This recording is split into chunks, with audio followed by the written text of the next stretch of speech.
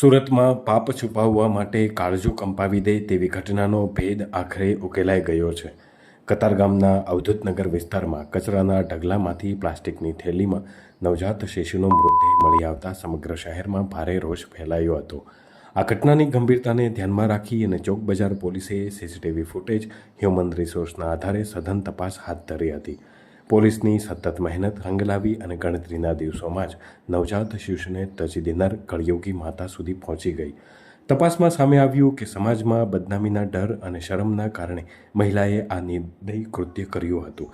હાલ પોલીસે મહિલાને ઝડપી પાડી અને કાયદેસરની કાર્યવાહી શરૂ કરી છે. આ ઘટનાએ ફરી એકવાર માનવતા અને માતૃત્વ સામે ગંભીર સવાલો ઊભા કર્યા છે.